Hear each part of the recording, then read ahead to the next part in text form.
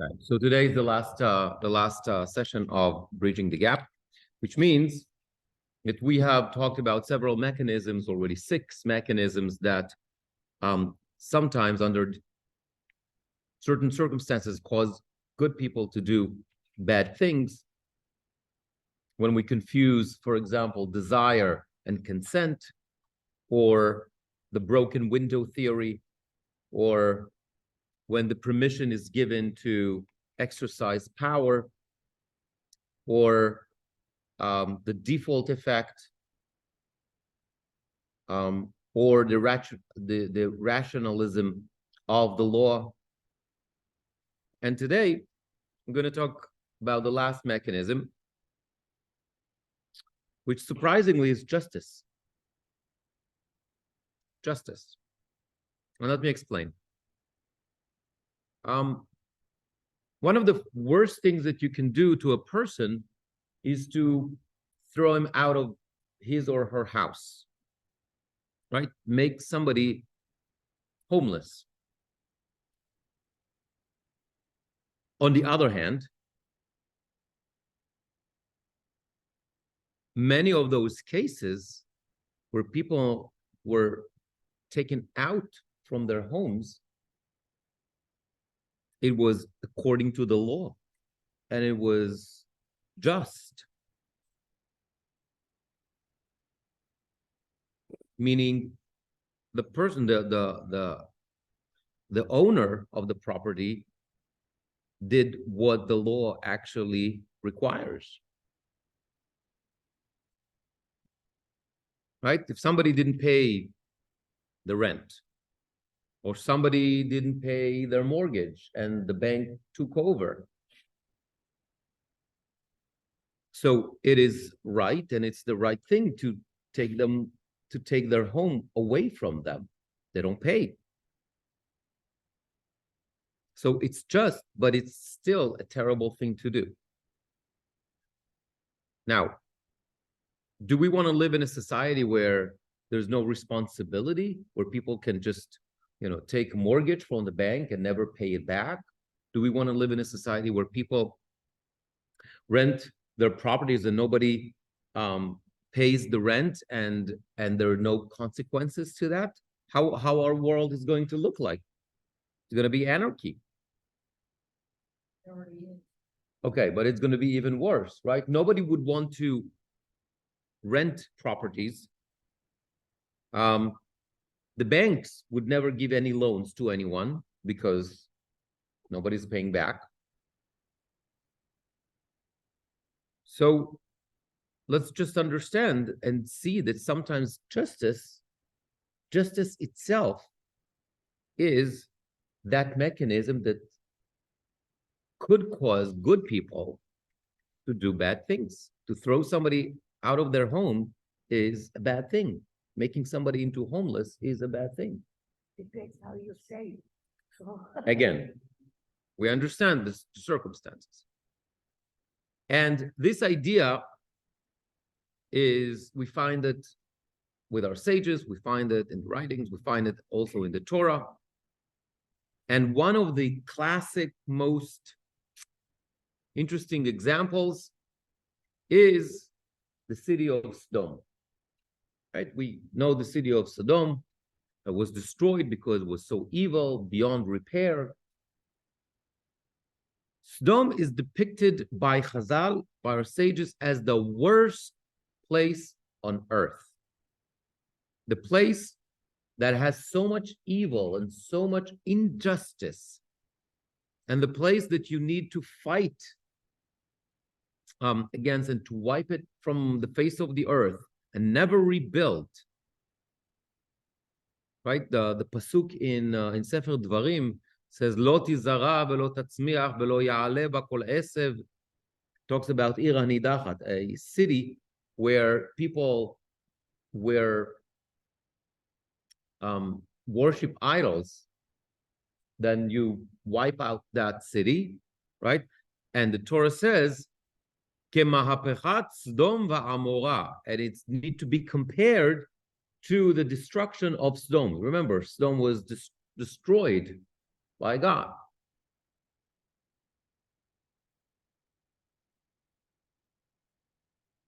Sodom is the place where not even 10 righteous people were found. Remember, Abraham is talking to God, argues with God, 50, 40, 30, 20, 10, couldn't even save the city, couldn't even find 10 people.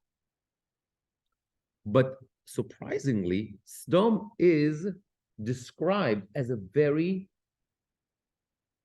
just place. Let me explain. And it starts with the First World War, not ours, the one in the Bible. Right? Remember the 4 kings against the 5 kings, in which Lot, nephew of Abraham, is taken in captivity. And because of that, Abraham goes into battle. All that is happening, all that battle is happening in the area of Sodom. And the Torah tells us that it's happening where? It's very interesting choice, an Ein Mishpat, the place of justice. Okay, we're going to see it as a play on words. Okay, it's very symbolic.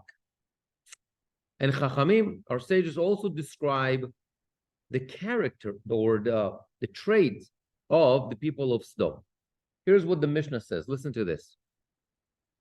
Arba midot ba'adam, or I can do it in English. It's a good thing I put it in English also. There are 4 types of character in human beings. One that says, mine is mine and yours is yours. This is the commonplace type. And some say this is a Sodom type character. One that says, mine is yours and yours is mine is an unlearned person. Am haaretz. One that says, mine is yours and yours is mine and yours is yours is a pious person. And the one that says, mine is mine and yours is mine is a wicked person. Now, this Mishnah is easier to understand if you go backwards, if you go from the end towards the beginning. Okay? Somebody who thinks that whatever is yours is mine, okay, we understand that person is wicked. Is wicked, is a thief, right? That means if it's the fact that it's yours, it means absolutely no meaning, and then I can take it, I can steal it away from it. So we understand. I'm a wicked person. Fine, that's easy. One that says, yours is yours, and mine is also yours, well, we understand. That's a pious person. So I don't need anything from you. And please take from mine. I'm giving charity, I'm whatever. You need something, please come take whatever. That's a pious person. We get it. The person who says, yours is mine and mine is yours is just an idiot. Right? That makes absolutely no sense. What's the most interesting part of this Mishnah is the first character, the first sentence. It says, mine is mine and yours is yours. This is, how they call it? The commonplace type. And the Chachamim says, no. This is the characteristic of Sodom. Just want to see if this is somebody who's trying to. No. Okay.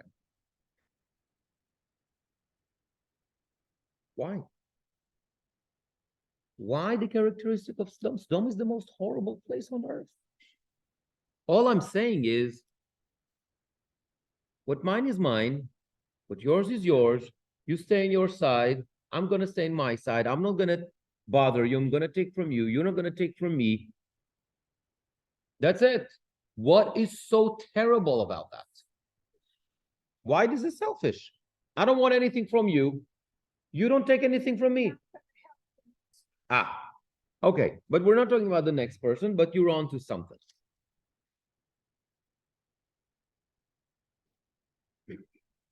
So a person who doesn't give to others, he might be right. There's no law that obligates me to give. However, Chachamim say this is the ultimate evil. This is the Sodom, the evil of Sodom. You know where it starts? It's from all those who are right all the time. People who says, I don't want anything from you, but you don't come to me with any demands or any requests. Don't expect me to help you as well. So later on, when Chazal going to expand this term of Midat Sdom, the characteristic of Sdom, they're going to do it in the Talmud, in Masechet Baba Batra. The Gemara says, Kofin alav. It means we make you do that against your will. It means anyone who behaves that way, the community has the right to force it, to force different behavior on that person. This halachic rule, it's brought down to halakha. That means practicality.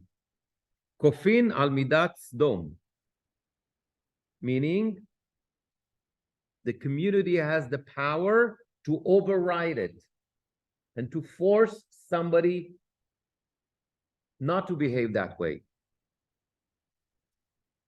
It means that when a person can do something like a favor or whatever, something that helps another person in the community, and that doesn't take away anything from me, it doesn't cost me anything, what we call zen hene vezelo chaser, doesn't cost me any sorrow, doesn't cost me any money, doesn't cost me any resources or any of that stuff.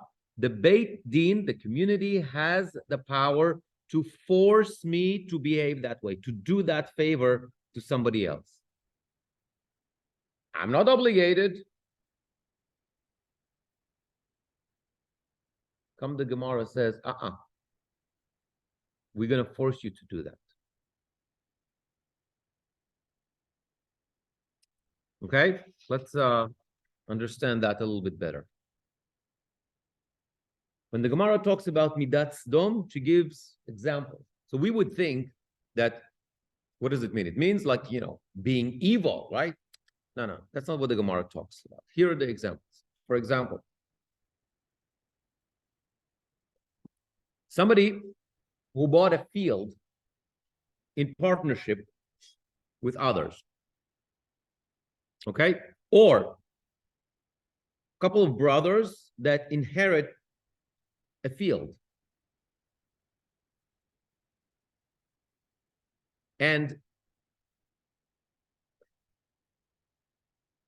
so now that property is going to be divided either among the partners or among the brothers. It really doesn't matter, okay? Let's assume that they got X acres, okay, whatever. And we're talking about 4 people together, either partners or brothers, whatever. And everybody is going to get 1/4 of that X. So far, so good? Everybody's with me? Okay. Now, here's what the Gemara says. If I'm one of the partners, I'm one of the brothers, okay? If my own personal field is adjacent to that one, on one of the directions, and I'm asking that my property is going to be attached to my already existing field, then the Beit Din is going to force the others to agree to that. I'm asking what the Gemara says, pliguli ameitzar. It means I'm asking that the property line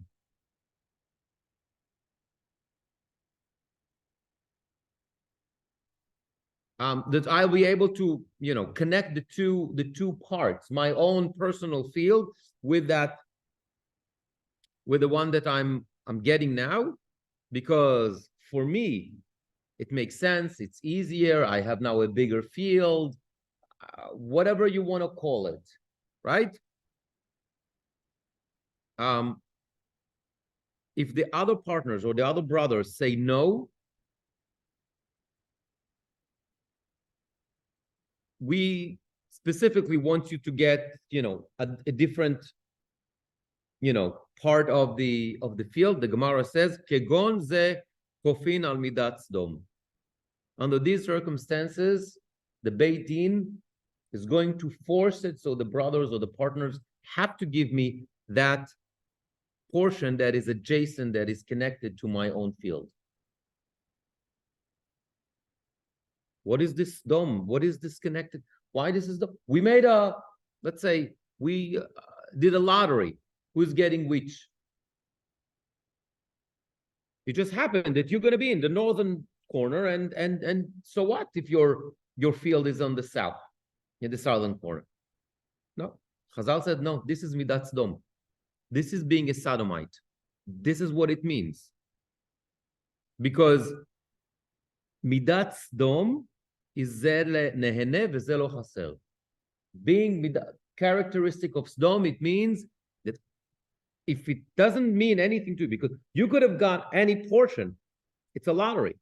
But for me, I have that interest to connect the two fields. The fact that you say no to me, even though it doesn't matter to you, because your field is not adjacent, it's not that we are fighting for the same thing. You just say no just because, just to stick it to me. That is considered to be a sodomite.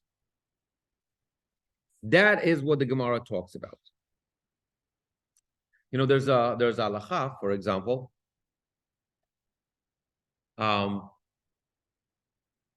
that if somebody wants to sell a property, house, field, whatever, the Rambam brings that to halacha. Then, if there are two offers, let's assume, and it's same money, same conditions, same whatever. One is the next door neighbor, and one is somebody else. You're obligated to sell it to your neighbor. If your neighbor offers less, okay, then it's not the same offer. But if it's the same offer, not only that, the Rambam takes it another step. He said, when you decide that you want to sell your property, you need to go to your neighbor and first offer that to them. Why? Because let's assume it's convenient for them. Let's assume they want to do whatever. For them, it has some sort of a profit, right? For them, for you, we're not asking you to take less money. And you can go to your neighbor and say, listen, I got a better offer. You want to match it? That's fine. But if the both offers, and he said, look, that's final, and they're exactly the same, you have to sell it to your neighbor. Because for you, it makes no difference. It's the same money. You're making the same profit. But for him, it makes a difference. Another example that the Gemara talks about. It doesn't work with a law here in California. We'll see in a second. But here's what the Gemara is talking about. Somebody went into a deserted house. Let's assume a homeless person go into a house that is not, okay? And he lives there. And he's there for a while. The owner of the house finds out at some point, let's assume, I don't know, 6 months, a year, doesn't matter. And he wants to kick out that unlegal tenant. That person never paid rent, never did anything. What do you think? Does he have the right to do so or not?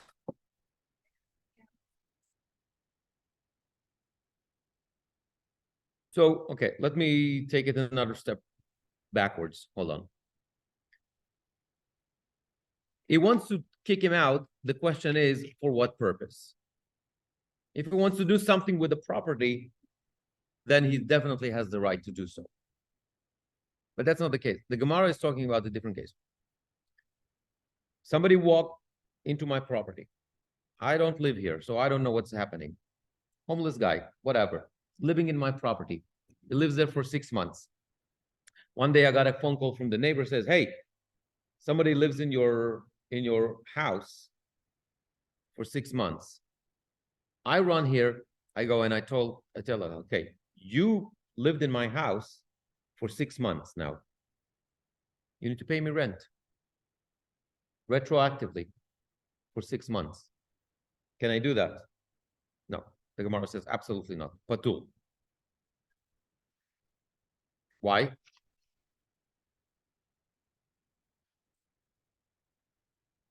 I didn't know that even, right? It didn't impact me in any way. I didn't make any plans or whatever. All of a sudden, I get this opportunity. All of a sudden, it's, oh, okay, let me make a profit because no, the Gemara says no. And by the way, that idea exists also in economics. It's called the Pareto efficiency or the Pareto optimality.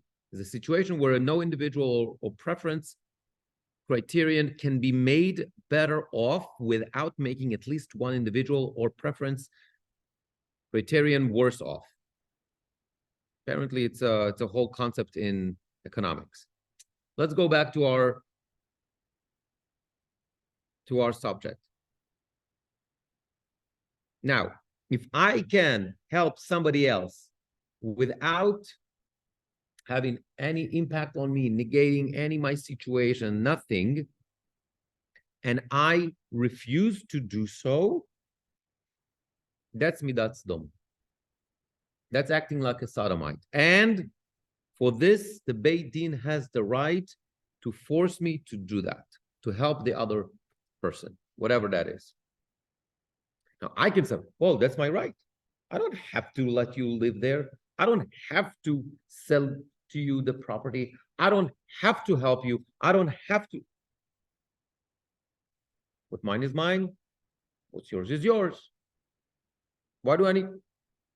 And the Gemara says, correct. You don't have a legal right,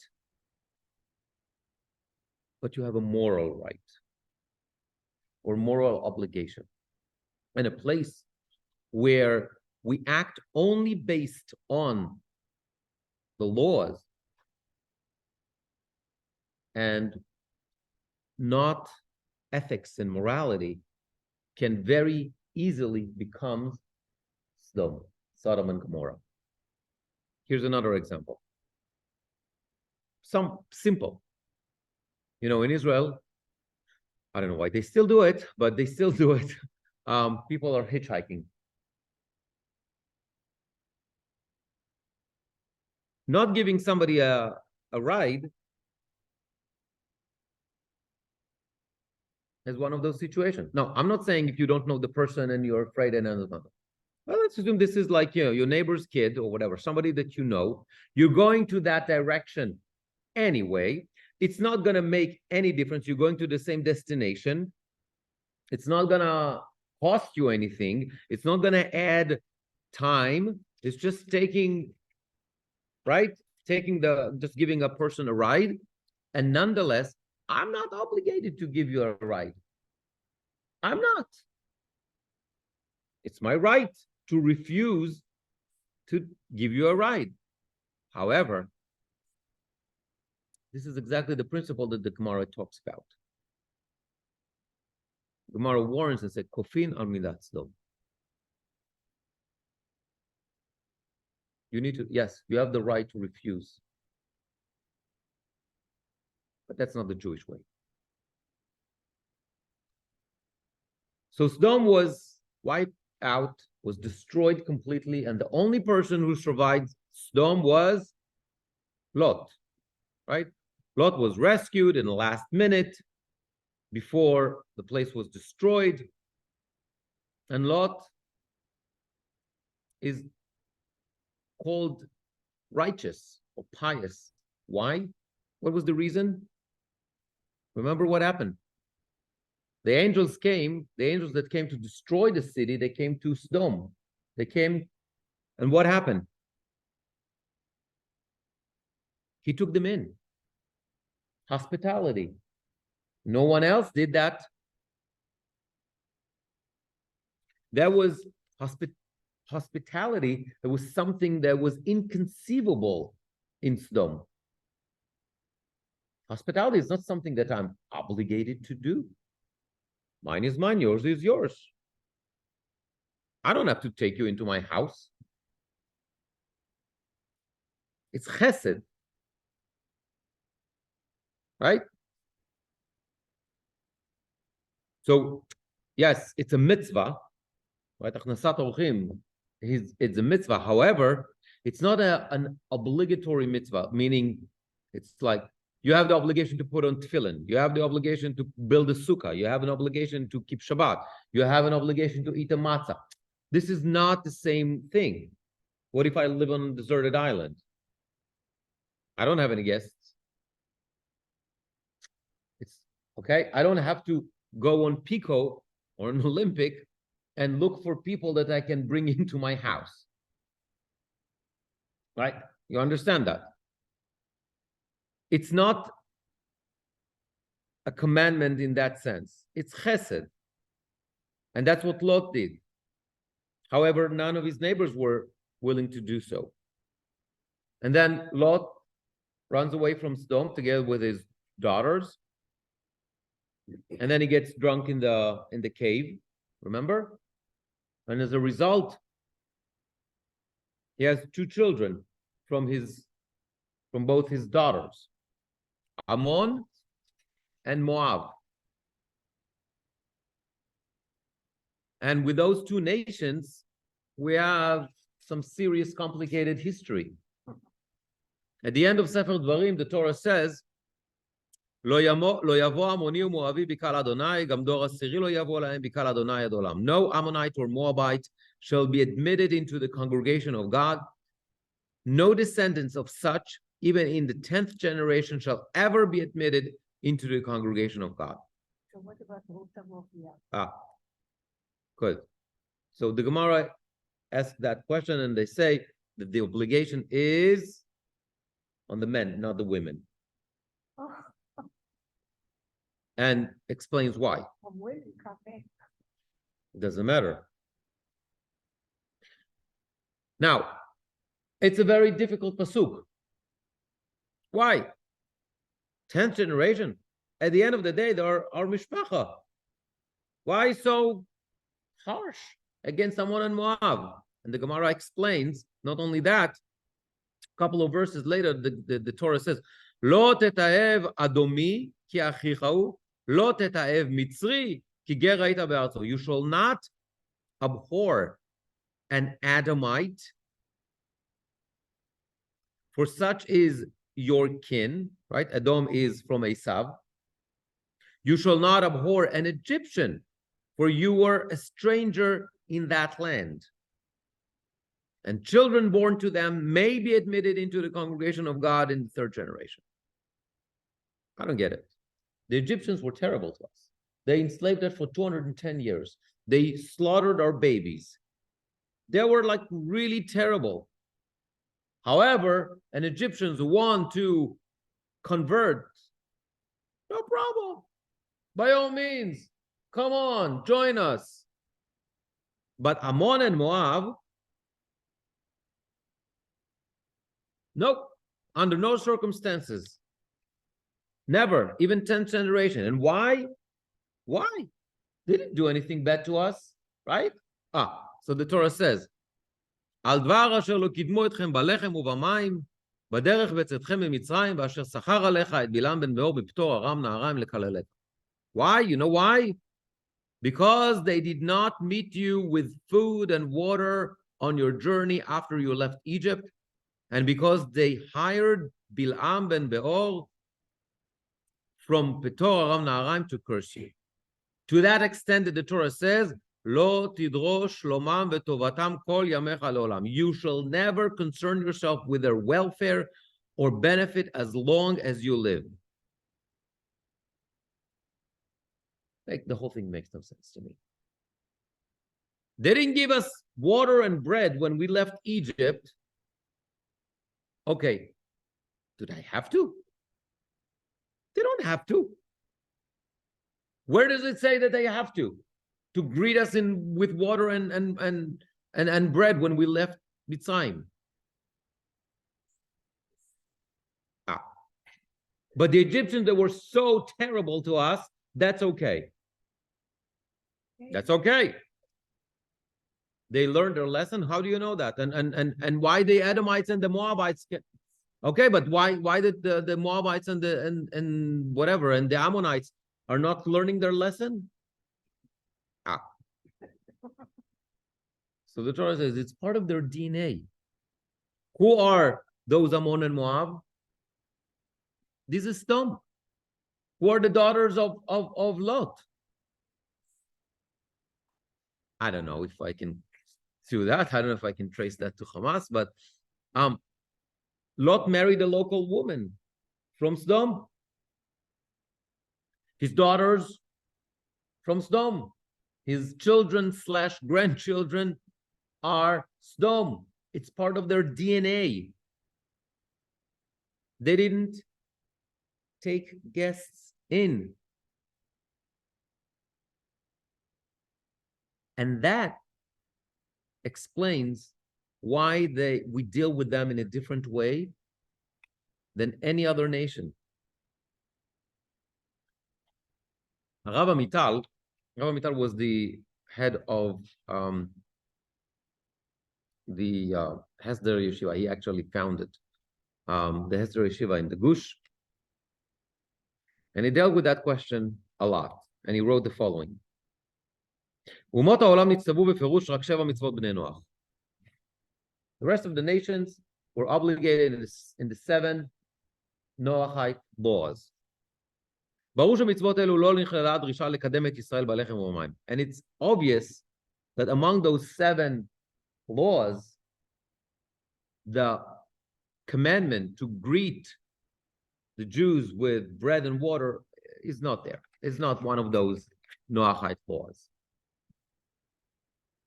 הטענה כלפי עמון ומואב היא שהמוסריות מחייבת התנהגות אחרת. The claim against Ammon and Moab is that morality obligates different behavior. לעזור לאנשים הנמצאים בצרה. To help people in need. היחס לאומות אלו הוא בגלל היעדר רגש מוסרי זה אצלם. We want to know why we deal with Ammon and Moab in that harsh way. It's because they lack this sense of morality. Yes, there's no law that obligates them to come and greet us with water and bread. They were completely right. They had the right to do so. But the Torah says that person who said, well, it's my right, I don't have to. This is the slippery slope that gets you to be Sodom.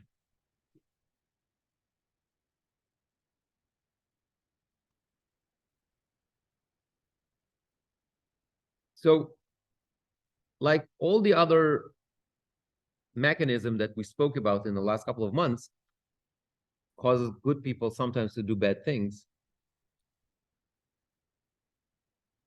That's again, it's not something that we can say, well, I'm not going to do that. I'm not going to get to that point. And I'm still going to do the right thing. It doesn't work like that. If you have little kids, you know what I'm talking about. Like, this is my stuff. Like, and I have constantly have this, look, if you're playing with your toy and you want to play with your toy, I understand. But you're playing with something else. You're doing something totally different. So what do you care if your sister is playing with that toy at this point? No, it's mine. I get it, it's yours. But the fact that it's yours, if she's going to break it, that's a different thing. If she's going to even, the battery is going to run out, okay, I get it. But she's not doing anything. Like, it doesn't take away from you. It doesn't impact you in any shape or form. And because of that, I'm going to let her do that. I'm the Beit Din. I'm the court. Kofin al midat sdom. I can make a ruling, at least for my kids, that yes, your sister can play with that. Once you want to play with that, that's fine. You can take it. But at this point, that you're busy with something else, she can do it. There is something like midat adin, the midat rachamim. Correct. But if this is not even where we are, rachamim is like really.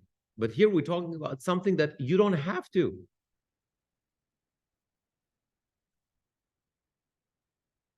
So I want to share with you a very interesting mitzvah that the Torah talks about in Parashat Mishpatim. If you want to look it up, it's in Exodus chapter 22.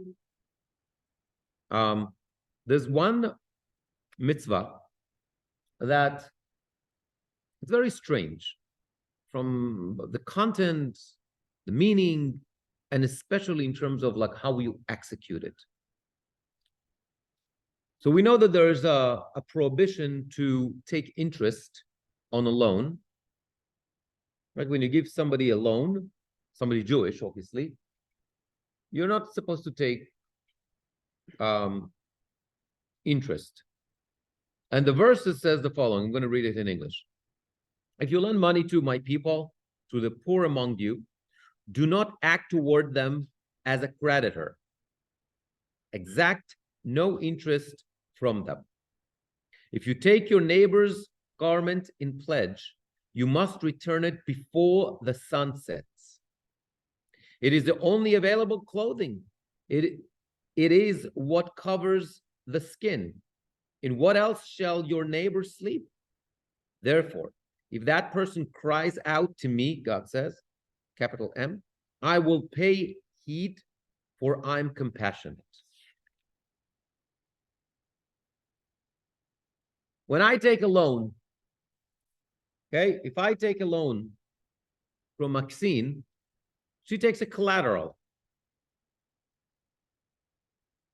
Now, the Torah says if that collateral is my only blanket, it's my pajamas, whatever that is, she needs to give it back to me before sundown. Every day, she needs to come to my house and give me back my pajamas. Okay, thank you. Now, when you think about it, it makes absolutely no sense. She gave me money in the morning, so I can do whatever I need to do with the money. I give you my pajamas as a collateral, but you can't hold on to the collateral. You need to give it back to me. I get it, but that's the collateral. If I have the collateral back, I get it.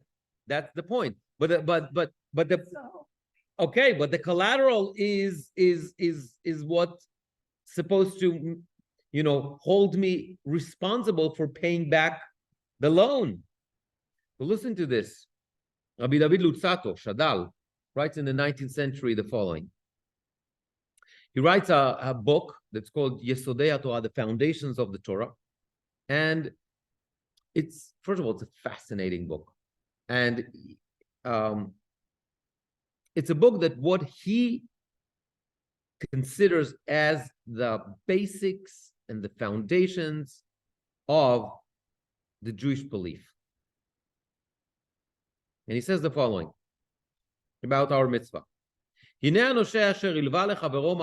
think it's also available in English. I'm sorry, I couldn't find the. I didn't. I'm going to translate. Okay, the case of somebody who gave a loan to his friend. ורואה שעבר המועד ואינו משלם. I'm supposed to pay by Thursday. It's already Friday. I didn't pay you back.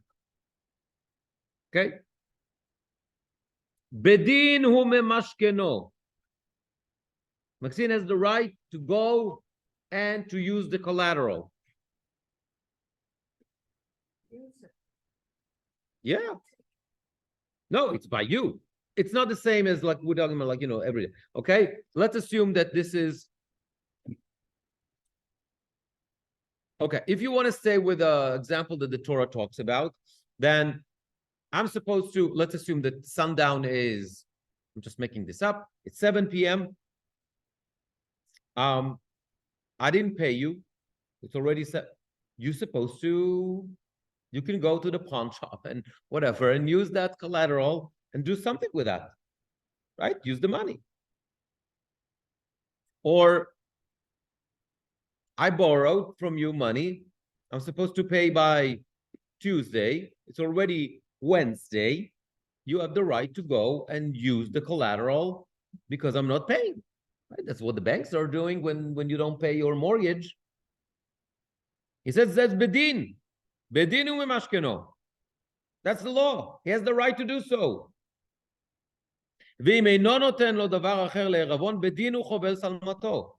And if I didn't come to you and I say, hey, listen, this is my only pajamas, I need to do, but I'll give you something, I'll give you my watch. Instead, I didn't do that, then you have the right, seemingly, at least, you have the right to use the collateral. And then he continues. ואם בכל ערב ישתיבנו לו, אין ספק כי לעולם לא ישלם את חובו זה. If Maxine is going to come to me every night and bring my pajamas, which, by the way, I don't need during the day, I need only at night, what prevents me from continuing this forever? I'm not going to pay, ever. I'm not going to pay. You're going to come and you're going to bring my pajamas every day. I'm not going to pay you back.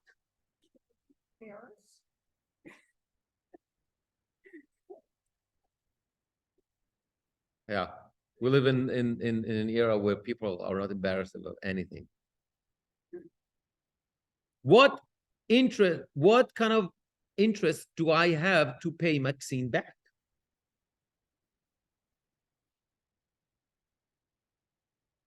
And Shadal continues and says, what is Maxine going to do? What's the solution?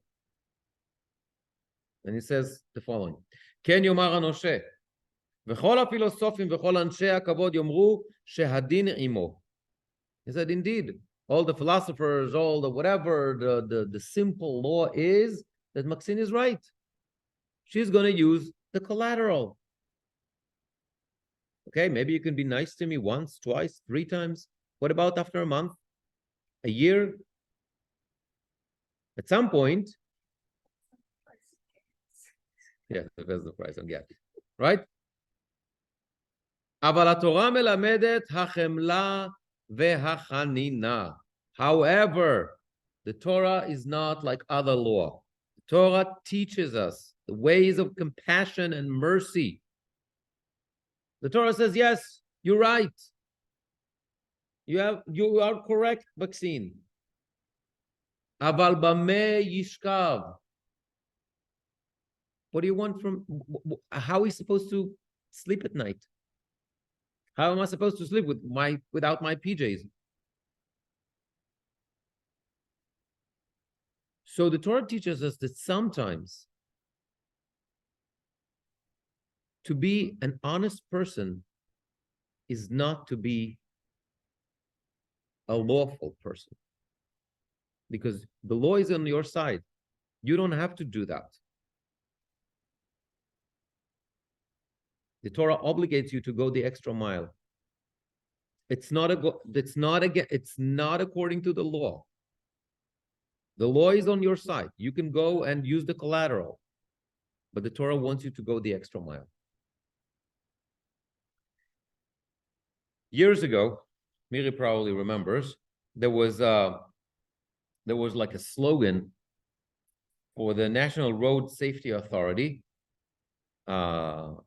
Zirut Badrachim, that said, Bakvish al tiyeh tzodek, tiyeh chacham. Remember that? Meaning, on the road, don't be just, don't be right, be smart. And I remember when I was taking driving lessons, and one time there was, I had a green light and a disclaimer.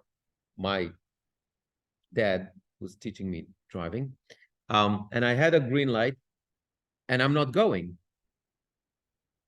And he didn't really pay attention to what's going on. And he said, go. And I said, and I said, no. And I said, look, listen, I know that, I made a joke out of it, which was like not nice. I know I have the right to go because I have a green light, but I don't think that that pedestrian deserves to die today.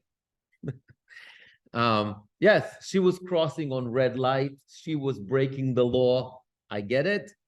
The law is on my side. I have green. She's got red.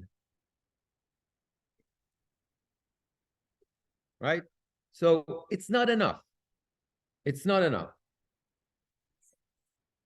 Well, that's common sense, but it's the same idea. I'll give you a better example. You come from a side street, from a small street you want to go into, like even like the 405, whatever, or Pico during rush hour or Olympic or whatever, and nobody lets you in. One car, second, third, whatever. They have the right. They have they're going, right? Right? So it's another car, and everybody, they have the right. They don't have to stop and let you in. They don't. And once, and then after a couple of whatever minutes, there's one righteous person that said, go, right? And maybe like, they'll be like, they'll do the extra thing, and that like, they they kind of signal you with their lights or whatever, and it's like, just go. That person is righteous. Why? They don't have to do that. The law is with them.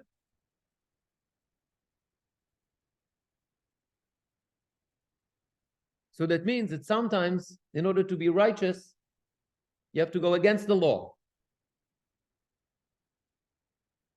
The law is that they need to continue. If you want to be righteous, sometimes it has to be against the law. I'll give you another example. A person who goes to work and makes money, right? You go to work, you make money. You can earn a living. Person who doesn't go to work, not going to have money. Right? What does tzedakah, charity, what does it do? Charity takes money from the person who actually goes to work and makes money and give it to the person who doesn't make money. That's charity. Or not enough, or whatever. Right?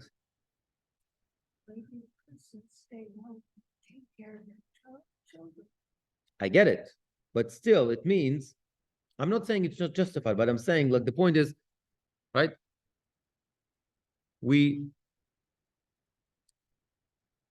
It's not right. The whole concept of tzedakah is not right.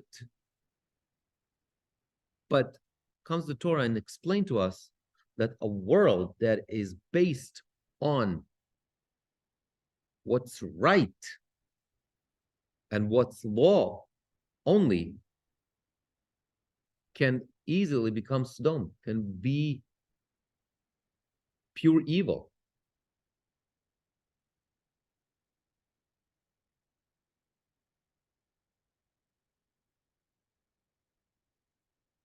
Sometimes there is things like draconian law. Okay, but that's not. Look, you're talking about laws that are not just, are not right. We're not talking about that. But so here's another mechanism that tells us how sometimes even keeping the law and doing the right thing is not, it can cause good people to do a bad thing. You know, sometimes the Torah doesn't tell us the whole thing, but kind of like gives us like the direction, the trajectory. Think about it. We talked about Sodom. We talked even about Egypt. Sodom is the worst. Sodom had to be completely destroyed. That's the worst. What's a little bit better than Sodom is Egypt. Right? There were still bad people, horrible things. But what's the difference between Sodom and Egypt? Egypt, think about it.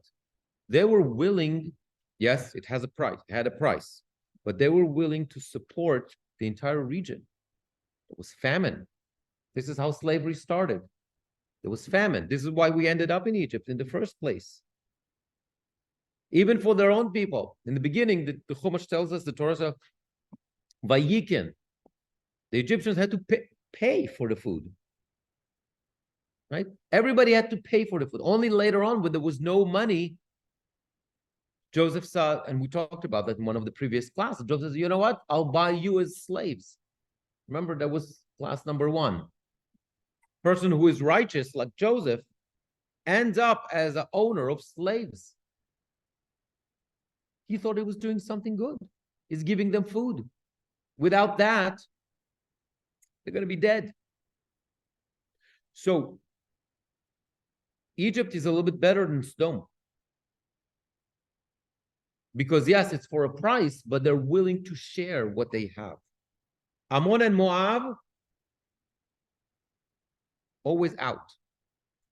Always out. Egyptians, okay, under certain circumstances. But it tells you the trajectory. And the Torah tells you, you got to be better than that. You got to be better than that. You can't stick to the letter of the law. It's my right. I don't have to share that toy with you. I don't have to give you that piece of land that adjacent to yours. Yes, you don't have to. But the Torah requires that, yes, you will. It's your right to refuse. But the Torah says, we don't want to live in a society like that. Because that's a society that's based only on the law and what is right. And we need to establish a society that is better, society that is based on also tzedakah, on compassion, on doing, especially when it doesn't cost me anything. I need to do what helps the other. This is the direction that the Torah wants us. This is the type of society that we need to establish. And this is the end of the series. So next week, we're going to start dealing with tefillah. And we're going to start with